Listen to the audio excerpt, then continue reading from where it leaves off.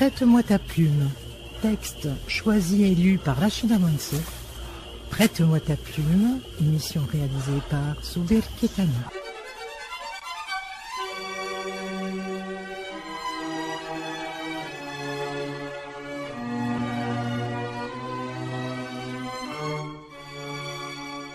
Prête-moi ta plume.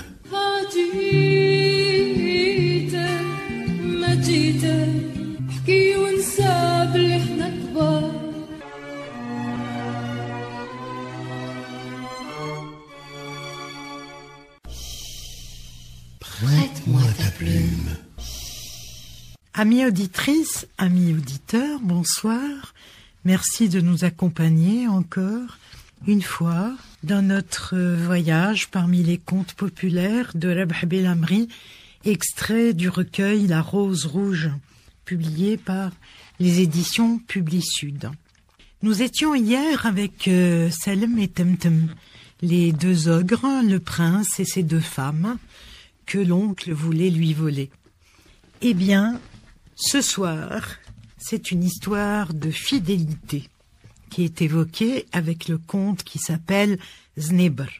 Et vous allez voir tout de suite qui est Znibr. Prête-moi ta plume.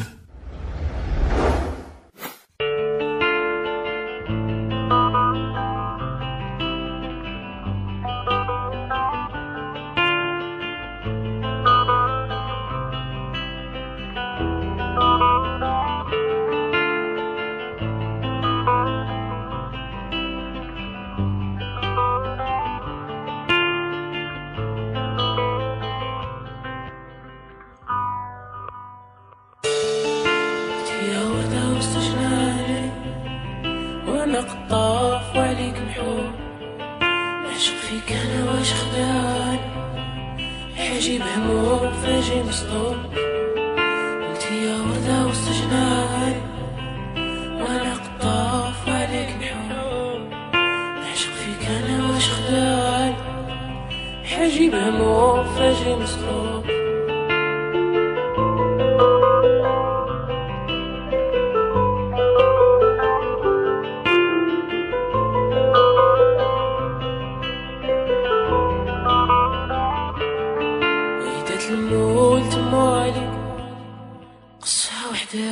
تحكيك ويلا كرهو ضاعوا ليها وش فيا فيك يا حبيب زعما ضحكوا وفرحوا لك ودموع الفرح في عينيهم ومضات يا مو غضروبي وتلم الهم دار عليك هضروا قولوا راه يبغيها وش الحاجة اللي تخليها يانا معجبني سهر الليل ما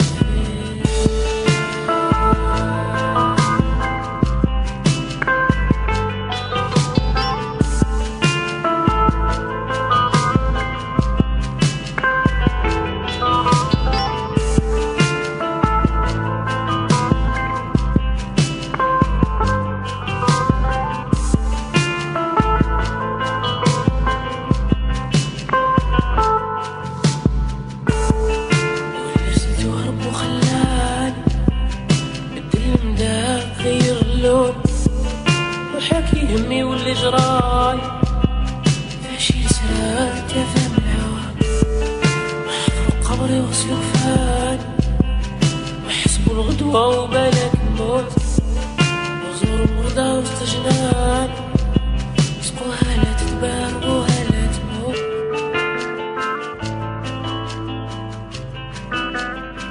انتي يا وردة واللي سلت وهرب وخلاني غير الله وحكي همي واللي جرالي فاشي لسالت يا فهم العون وحفروا قمري وغسلوا كفاني وحسبوا الغدوة وبالك الموت وزوروا الوردة وسط جناني سقوها لا تدبر وها لا تموت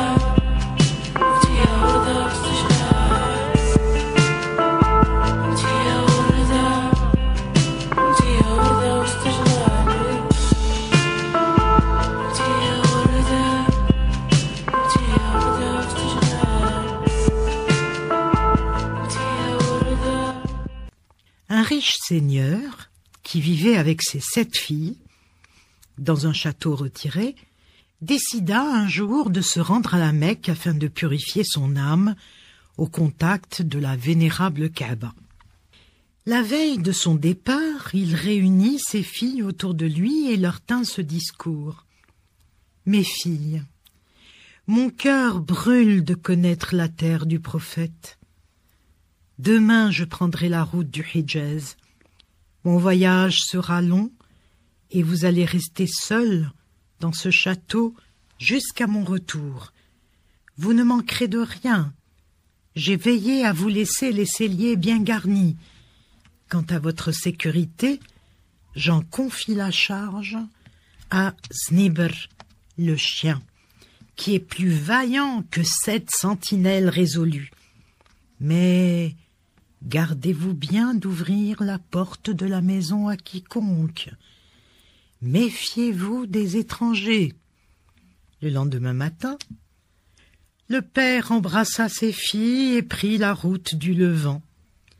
Mais à peine se fut-il éloigné du château que l'ogresse, qui attendait depuis des lustres une telle occasion, se manifesta. Sous les traits bienveillants d'une vieille femme, elle se présenta devant la porte du château et d'une voix extrêmement rassurante héla les 7 filles. « Petite nièce chérie, ouvrez-moi vite. Je suis votre vieille tante et je viens vous tenir compagnie en l'absence de votre père. Je vous ai apporté des friandises. » À ces mots, le chien répliqua. « Je suis Znibr, je suis Znibr. Mon maître m'a confié la garde de ses filles. Je t'empêcherai de les manger. » Et il se répandit en abois féroces qui contraignirent l'ogresse à battre en retraite. Alors, l'aînée des 7 filles, qui n'était pas très perspicace, dit « Ce chien fait peur à notre tante. Attachons-le vite pour qu'elle puisse passer. » « Gardons-nous bien de commettre une pareille imprudence, intervint la Benjamine qui avait plus de discernement et de sagesse que toutes ses sœurs. Avez-vous donc oublié les recommandations de notre père? Nous ne devons ouvrir à personne. Nous n'avons pas de tante. Cette femme n'est qu'une ogresse. N'avez-vous pas entendu, Znibr? Les 6 filles ne prêtèrent aucune attention aux paroles de leur Benjamine. Elles attachèrent le chien et invitèrent l'ogresse à entrer. Mais à peine cette dernière se fut-elle approchée de la porte que Znibr se remit à aboyer de plus belle, forçant une nouvelle fois l'intruse à détaler. Les filles s'empressèrent de la rappeler en l'assurant que le chien était attaché et qu'elle ne risquait rien à présent. « Ce chien me fait trop peur, » rétorqua l'ogresse. « Je ne pourrai entrer dans votre maison que si vous le tuez. Tuez-le vite, mes petites nièces chéries. J'ai hâte de vous embrasser. »« Oui, tuons vite ce maudit chien qui nous empêche d'embrasser notre bonne tante !» s'écrièrent toutes ensemble les 6 filles crédules. La Benjamine voulut s'interposer, mais rien n'y fit. Elles se saisirent du chien et l'étranglèrent. Puis elles appelèrent l'ogresse avec des cris de joie.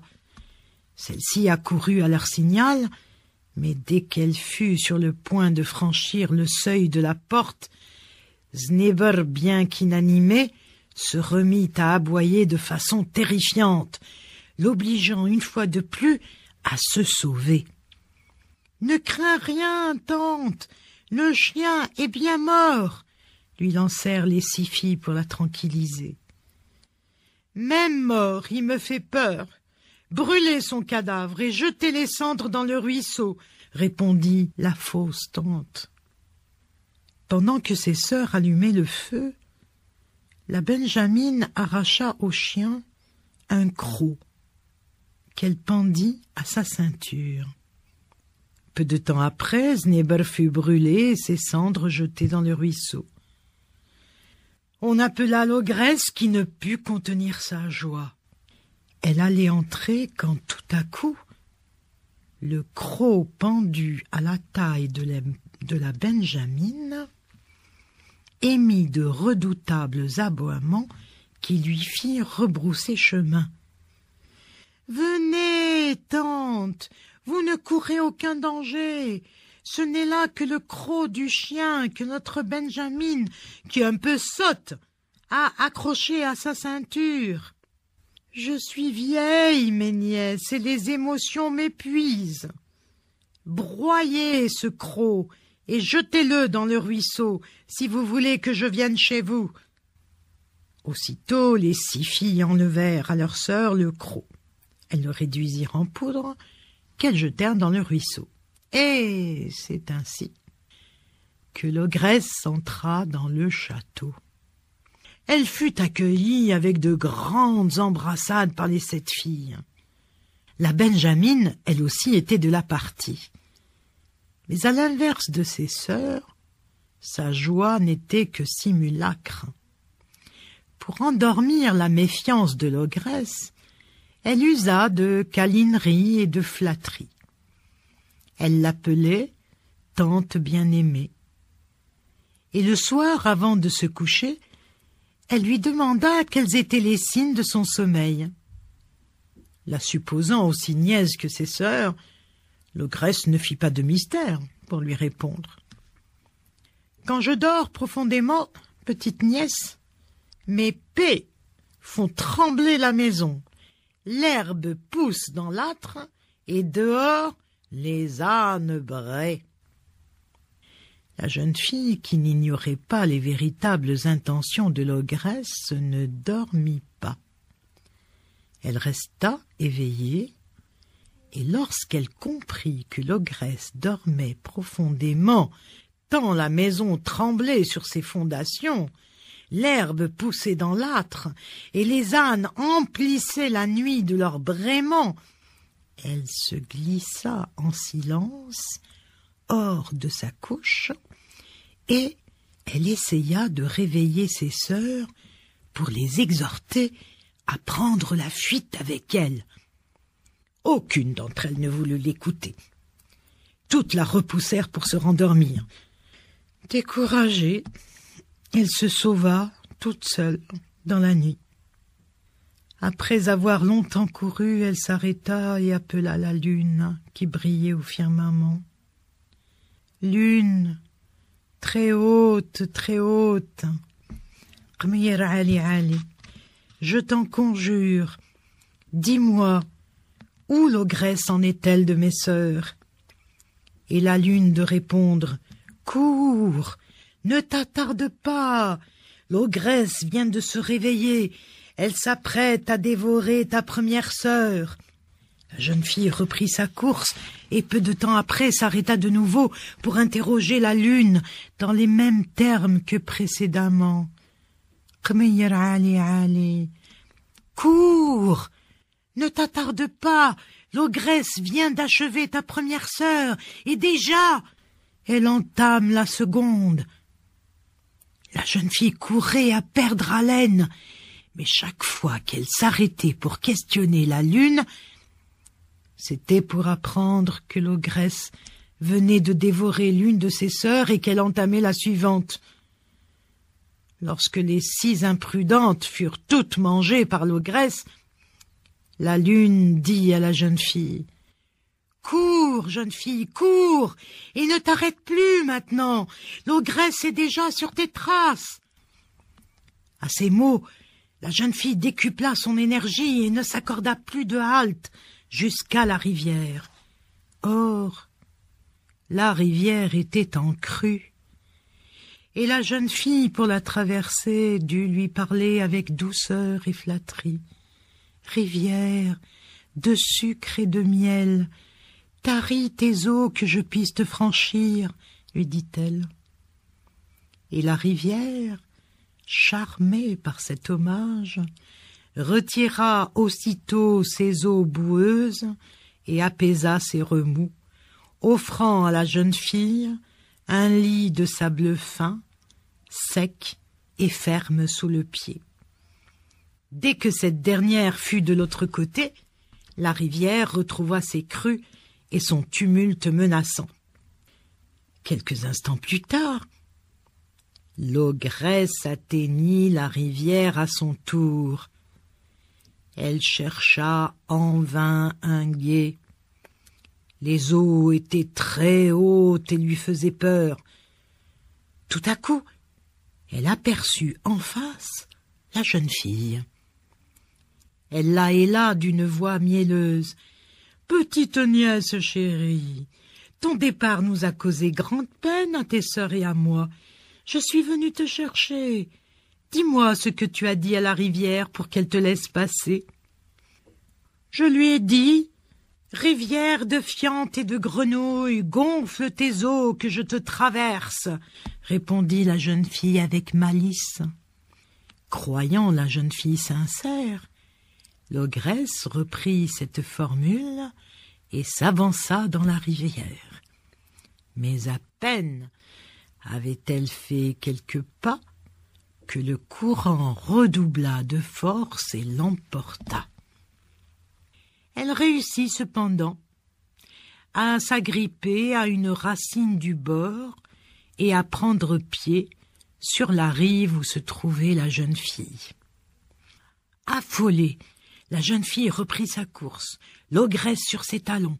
L'ogresse courait très vite et la jeune fille ne voyait pas d'issue à sa fuite. Tout à coup, elle aperçut un gros serpent couché à l'entrée de sa caverne. Elle se précipita vers lui pour le supplier au nom d'Allah de la prendre sous sa protection. « Réfugie-toi dans ma caverne, je te défendrai, » lui répondit le gros serpent, lui ouvrant le passage. À son tour, l'ogresse arriva auprès du serpent. Elle lui demanda s'il n'avait pas vu une jeune fille passer par là. « Non, je n'ai vu personne. Poursuis ton chemin, sinon, gare à toi. » L'ogresse s'entêta et voulut à tout prix regarder dans la caverne. Alors, le serpent se mit en colère et, se redressant sur sa queue, lui souffla au visage tout son venin. Elle fut tuée sur le coup. Prête-moi ta plume. Le conte suivant, et le dernier, est considéré comme la suite du conte de Znibr. Et il s'appelle Ali, le fils du serpent. Ali Ould el-Hanch. Prête-moi ta plume. La fille et le serpent se marièrent et eurent 2 garçons. 2 garçons fort différents de caractère. L'un était vif et rusé comme le serpent. On l'appela Ali, le fils du serpent. L'autre, en revanche, était mou et simple d'esprit. Comme son nez coulait à longueur de journée et qui ne se mouchait jamais, on le prénomma le morveux, Bournouna. De plus, sa mère le détestait et ne pensait qu'à se débarrasser de lui. Un jour, la femme demanda à son mari, le serpent, de se cacher sous l'outre et de piquer l'enfant indésirable lorsqu'il viendrait épuiser de l'eau. Le malheureux garçon, qui ne savait pas se débrouiller comme son frère, avait l'habitude de recourir à sa mère chaque fois qu'il avait besoin de quelque chose. Or, ce jour-là, lorsqu'il demanda à boire, elle le rabroua avec rudesse. « L'outre est devant toi et tu es assez grand pour te servir tout seul, » lui répondit-elle en le poussant en direction de l'outre. Confus et embarrassé, le morveux se dirigea gauchement vers l'outre lorsque son frère, dont la sagacité avait depuis longtemps percé à jour les monstrueux desseins maternels, l'arrêta. « Ne bouge pas, mon frère, je vais te servir à boire. » Et prenant un long bâton, Ali souleva l'outre à distance. Il découvrit son père et l'apostropha avec véhémence. Que fais-tu là, vieillard de l'enfer? Est-ce là un endroit indiqué pour te vautrer? Oh, pardonne-moi cette faiblesse, mon fils. Je désirais seulement un peu de fraîcheur. La chaleur m'étouffe. Je ne reviendrai plus à cet endroit, répondit le serpent en se dérobant craintivement. Un autre jour, de nouveau conseillé par son épouse, le serpent se cacha sous la serviette qui recouvrait la galette. Aussi, lorsque le morveux manifesta son envie de manger, sa mère lui ordonna sèchement d'aller se servir seul. Il s'apprêtait à le faire lorsque son frère Ali, qui veillait constamment sur lui, intervint. « Ne bouge pas, mon frère, je vais te servir ta galette. » Et prenant un long bâton, il souleva à distance la serviette qui recouvrait la galette. Il découvrit son père et, comme la fois précédente, l'apostropha avec véhémence. « Que fais-tu là, misérable? Est-ce là un endroit indiqué pour te vautrer? »« Oh, pardon, mon fils, répondit le serpent en tremblant de peur. Je suis seulement venu chercher un bout de galette tendre. Je suis vieux et je n'ai plus de dents. » Ce nouvel échec ne fit pas changer d'idée à la mère. Bien au contraire. Sa haine à l'égard du fils indésirable ne faisait que s'accroître. Un jour, elle roula le serpent dans une couverture que le morveux fut chargé de transporter sur ses épaules jusqu'à la rivière afin de la laver.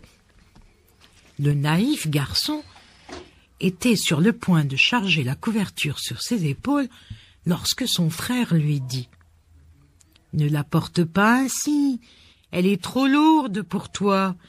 Disposons-la sur 2 longs bâtons et transportons-la à 2. » Avec 2 bâtons, les 2 frères firent une sorte de brancard sur lequel ils jetèrent la couverture.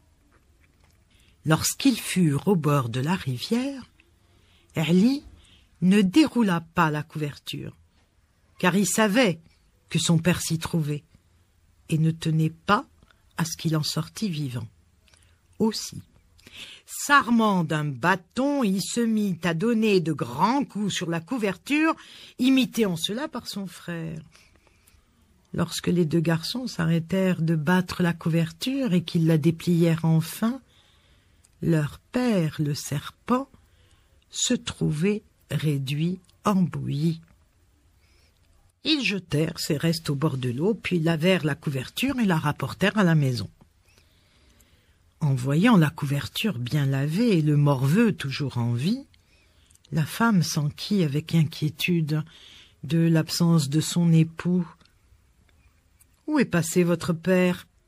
Il faisait la sieste enroulé dans la couverture. »« Il n'avait pas à y être, » rétorqua avec insolence Ali.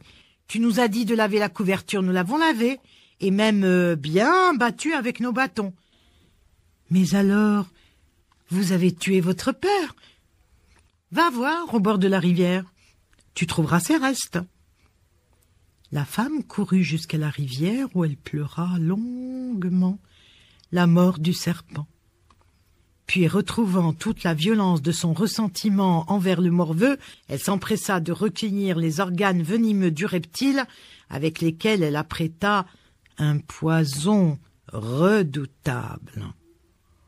De retour à la maison, elle prépara une succulente purée de semoule, une aseda, qu'elle servit dans le grand plat commun divisé en 3 parts. À la part du morveux, elle mélangea habilement le poison. Après quoi, elle appela ses enfants et prit place en face d'eux autour du plat. Mais avant de commencer à manger, prétextant une soif soudaine, Ali demanda à sa mère d'aller lui chercher un peu d'eau fraîche. Ne pouvant rien refuser à son préféré, la mère prit la cruche et se dirigea vers l'autre qui se trouvait à l'ombre au fond de la cour. Profitant de cette absence, Ali fit tourner le plat de telle sorte que la part de son frère revint à sa mère et vice-versa. Aussi, quand la mère retrouvera sa place autour du plat, ce fut elle qui avala le redoutable poison. Elle fut aussitôt foudroyée. Les deux garçons ramassèrent leurs affaires et se mirent en route à la recherche d'un travail. Ils allèrent ensemble jusqu'à la croisée des chemins, et là, Ali dit à son frère, « Nous allons nous séparer ici, mon frère. Chacun de nous suivra un chemin qui le mènera vers sa destinée. Mais écoute bien ce conseil. Ne rentre jamais au service de l'homme aux yeux bleus. Son âme est noire et son cœur plus dur que la pierre. Il te fera endurer 1000 misères. » Après ces paroles, Ali s'en alla de son côté, laissant son malheureux frère tout en larmes. Comme il avait beaucoup de charme et de malice, il trouva rapidement une riche maison où il put se placer comme gardien de troupeau, aimé et choyé par ses maîtres comme un membre de la famille. Pour conduire les troupeaux, il chevauchait un somptueux bélier aux cornes torsadées, et le soir, quand il rentrait, les filles de la maison accouraient à sa rencontre. Elles l'enlevaient, et après lui avoir lavé les pieds, le servaient comme un prince. « Veux-tu être berger chez moi ?» lui demanda celui-ci. Le morveux regarda les yeux de l'homme et dit « Vous avez les yeux bleus, et mon frère m'a mis en garde contre l'homme aux yeux bleus. » Remarquant à quel point le garçon était naïf, l'homme n'insista pas. Il fit mine de partir, puis emprunta un chemin de traverse et reparut devant le morveux. Comme s'il rencontrait celui-ci pour la première fois, il lui proposa de rentrer à son service pour garder les troupeaux. Le morveux, qui ne se souvenait pas de son visage, détailla la couleur de ses yeux. Ils étaient bleus. « Je ne peux pas accepter ton offre. Tu as les yeux bleus. Et mon frère, Ali, le fils du serpent, m'a bien mis en garde contre l'homme aux yeux bleus, » répondit-il. Comme tout à l'heure, l'homme n'insista pas et fit semblant de s'éloigner. Mais quelques instants après, il se présentait de nouveau devant le morveux et, comme s'il le voyait pour la première fois, lui proposa du travail. Le morveux, qui ne le reconnaissait pas, regarda ses yeux. Décidément, eux aussi étaient bleus. « Mais que faire ?» s'exclama-t-il désemparé. « Tous les hommes par ici ont les yeux bleus. Je ne peux pas continuer à refuser les propositions de travail qu'on me fait. Il me faut du travail pour pouvoir vivre. » Et, à contre-cœur, il accepta la proposition de l'homme aux yeux bleus. Ce dernier l'emmena dans sa maison et lui fit l'énumération des tâches dont il aurait à s'acquitter quotidiennement. « Tu as d'abord les bêtes à garder de l'aube au crépuscule. En même temps que le troupeau, tu dois aussi emmener avec toi la grand-mère qui a besoin de prendre l'air. Comme elle est impotente, tu la transporteras sur ton dos. Que ce soit dehors ou à la maison, c'est toi qui la feras manger. En ce qui concerne ta nourriture, tu auras une petite galette par jour. Mais attention, à midi, tu te posteras avec la chienne en haut du talus et tu feras rouler ta galette le long de la pente. Partez aussitôt derrière elle. Celui qui de vous deux la rattrapera le premier, la mangera, tout seul. Le perdant devra jeûner. Enfin, chaque soir, tu devras ramener à mes 7 enfants 7 oiseaux. Le pauvre garçon accepta son sort avec résignation. Il consentit à tout. Et depuis ce jour ne connut plus de repos. Car les bêtes étaient trop turbulentes, la vieille trop lourde pour ses épaules, la chienne plus rapide que lui, les oiseaux difficiles à capturer et son maître tyrannique. Un jour, le troupeau du morveux empiéta sur une pâture étrangère, troublant ainsi la tranquillité du troupeau qui occupait déjà les lieux. Fort de ses droits, le berger à qui appartenait la pâture somma l'intrus de retirer promptement ses bêtes. Il attendit, réitéra son appel 2 ou 3 fois, puis, comme l'autre ne parvenait pas à rassembler son troupeau, il alla vers lui et le frappa. Le pauvre garçon se mit à pleurer et, s'adressant à celui qui venait de le frapper, il dit « Ah, si mon frère Ali, le fils du serpent, était à mes côtés, personne n'oserait porter la main sur moi ou me maltraiter. »« Que dis-tu là ?» fit l'autre interloqué. « Est-ce bien toi, le frère de Ali, le fils du serpent ?» Le morveux répondit affirmativement, et l'autre le serra aussitôt dans ses bras en se faisant reconnaître. « Je suis ton frère Ali. Oh, je te demande pardon pour les coups que je t'ai donnés. » Puis les 2 frères s'assirent au pied d'un arbre et chacun d'eux raconta à l'autre son histoire. En apprenant les souffrances de son frère, Ali décida d'infliger à l'homme aux yeux bleus un châtiment à la mesure de la noirceur de son âme. Les 2 frères échangèrent leurs vêtements et leurs troupeaux, puis chacun partit dans une direction. Ali commença par se débarrasser de la chienne en lui enfonçant une aiguille dans le genou. Puis ce fut le tour de la vieille.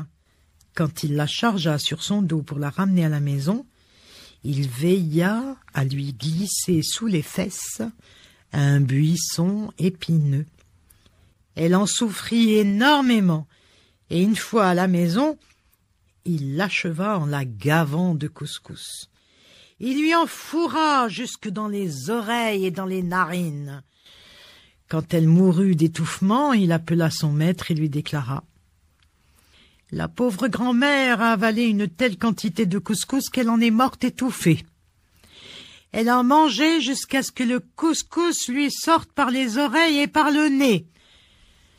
Allah yarhamha, Dieu ait son âme. » Le lendemain, à la place des 7 oiseaux habituels, Ali attrapa 7 scorpions qu'il enferma dans sa musette. De retour à la maison, il accrocha la musette à un clou et dit aux 7 enfants de son maître qui se pressaient autour de lui pour recevoir leurs oiseaux comme à l'accoutumée: « Ce soir, je vous ai rapporté de magnifiques oiseaux. Ils sont dans la musette. Que chacun de vous plonge la main pour retirer le sien. » À cette nouvelle, les enfants se précipitèrent sur la musette et y plongèrent leurs mains. Ils furent tous piqués par les scorpions et tous moururent. Le jour suivant, au moment de rentrer le troupeau, un violent orage éclata, enflant démesurément les eaux de la rivière. Parvenu au bord de l'eau, Ali héla son maître qui se trouvait de l'autre côté pour lui demander comment procéder pour faire passer les bêtes. « Fais-les passer par tête, imbécile !» répondit l'homme aux yeux bleus. Faisant semblant de ne pas comprendre cette expression, le berger tira son couteau et commença à décapiter ses moutons. Il prenait les têtes coupées et les lançait sur l'autre rive. « Mais que fais-tu, maudit ?» lui cria son père, saisi d'inquiétude. « Je fais seulement ce que tu m'as ordonné de faire. Si je dois passer les têtes de l'autre côté, il faut bien que je les coupe d'abord. » Après ce nouvel incident, l'homme aux yeux bleus et sa femme commencèrent à craindre pour leur propre vie. Le berger devenait de plus en plus dangereux. Aussi, résolurent-ils de prendre la fuite à la faveur de la nuit lorsque le berger serait endormi. Et Ali devina leurs intentions. Il fit semblant de dormir, puis trompa leur vigilance et se glissa sous les bagages au fond des choueries chargés sur le dos de l'âne. Aussi, put-il les suivre dans leur fuite. En cours de route, Ali fut pris d'une envie irrésistible d'uriner. Ne pouvant pas quitter sa cachette, il se soulagea sur place. « Femme, regarde, c'est sûrement la bouteille d'huile qui a dû se briser au fond des choueries. Ah, quel dommage, une si bonne huile kabyle, dit l'homme en percevant le bruissement du liquide. Oui, sûrement, mais je n'ai pas le cœur à laisser cette bonne huile se perdre ainsi, répondit la femme tout en avançant, ses mains ouvertes en conque pour recueillir ce qu'elle croyait être de l'huile kabyle. Quand ses mains en furent pleines, elle en nonnit ses cheveux et les lissa avec des glapissements ravis. Ali, qui suivait la scène en cachette, s'amusait beaucoup de ce nouveau tour involontaire qu'il jouait à l'homme aux yeux bleus. Enfin, le jour se leva et les deux fuyards s'estimèrent tout à fait hors de danger. « Le maudit berger ne pourra jamais nous retrouver, » dirent-ils avant de s'arrêter. Ils se mirent à décharger leurs affaires et faillirent tomber à la renverse en découvrant le berger au fond des choueries. Pour excuser son insolite présence, le berger invoqua son profond attachement à ses maîtres, à qui, du reste, il offrit diligemment ses services. Les deux époux firent semblant de croire à son dévouement, y vaquèrent à leurs occupations comme si de rien n'était, et le soir, prenant sa femme à part, l'homme lui dit d'étendre la natte accouchée au bord de la falaise. Nous mettrons le berger du côté du précipice, et à minuit, quand il sera plongé dans le sommeil, nous le pousserons dans le vide. Prétextant un besoin de fraîcheur, la femme étendit la natte au sommet de la falaise. On assigna au berger la place convenue, en l'assurant qu'elle était la meilleure, la mieux aérée. Et Ali, qui savait à quoi s'en tenir, ne manifesta point de réticence. Il s'allongea docilement à l'endroit désigné et fit mine de s'endormir tout de suite.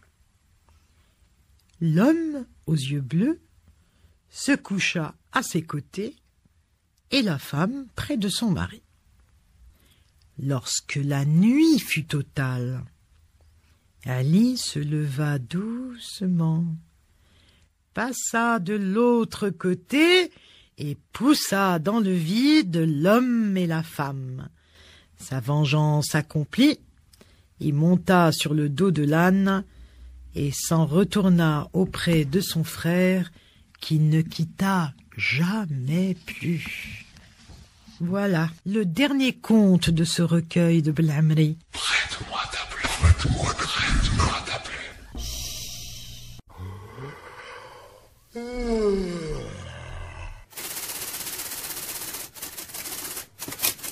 Rachida Monsef, prête-moi ta plume. Texte choisi et lu par Rachida Monsef. Prête-moi ta plume, émission réalisée par Souber Ketani.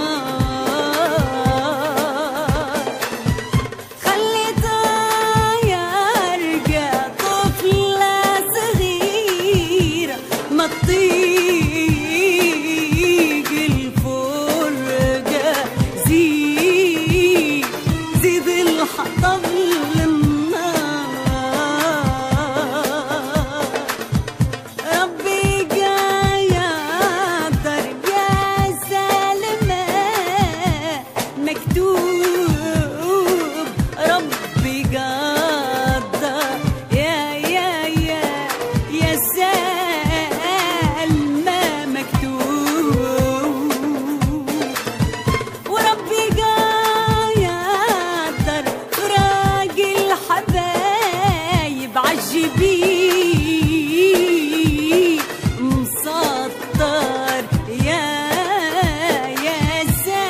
سلمى مكتوب مع العزايب أنا بكرتي شرديت مع العزاب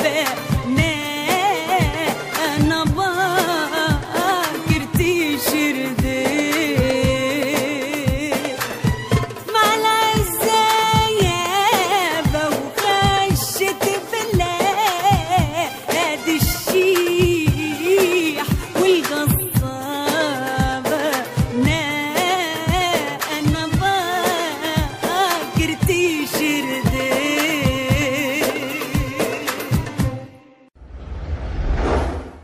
Prête-moi ta plume.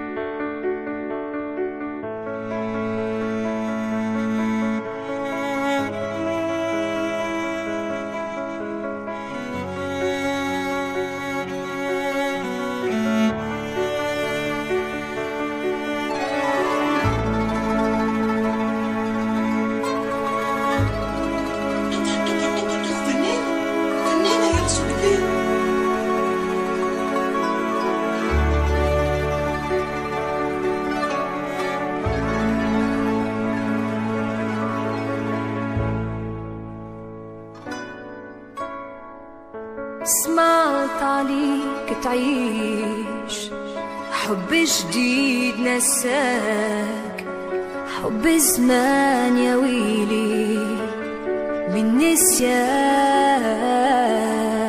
سمعت عليك ليا ما عاد فيك مكان وحدة غيري جات خباتك مني خذات حبيب الروح ومحلالك روح مادام غيري انا حبيت ولقيت معها اللي تمنيت. خليها تعيش معاك وعلمني شوية انا ننساك ولو انه صعيب عليا ذي عهواك وتفكر الايام اللي عديناها انا وياك ونقول للدنيا احنا عشناه. الله غالب هذا المكتوب ملناش منه هروب نتمناك تكون فرحان يا المحبوب ما تنسانيش وياك تنسى حياتي معاك ساعات الحب يدوم وساعات كالشمعة يدوم ساعات الحب يدوم وساعات كالشمعة يدوم بوم بوم. معاك الأيام تعدات كي الأحلام يا ريت عيني يوم مسحات من المنام ضاع في ليل غريب كله ظلام خليك معاها بعيد بتهني ولا عليك ملام.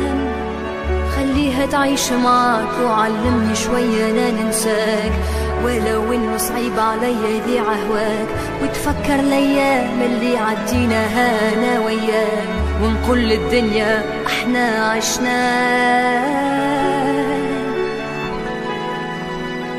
الله غالب هذا المكتوب ملناش منه هروب نتمناك تكون فرحان يا المحبوب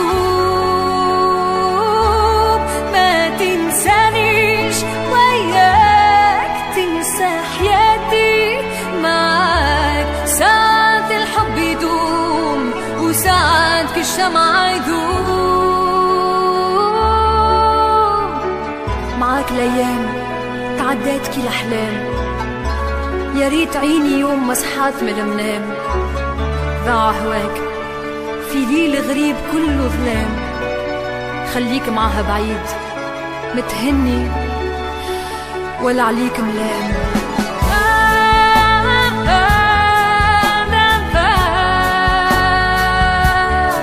نتمناك تكون فرحان يا المحبوب، ما تنسانيش وياك تنسى حياتي معاك. ساعات الحب يدوم وساعات كالشمعة يدوم، ساعات الحب يدوم وساعات كالشمعة يدوم، ساعات الحب يدوم وساعات كالشمعة يدوم.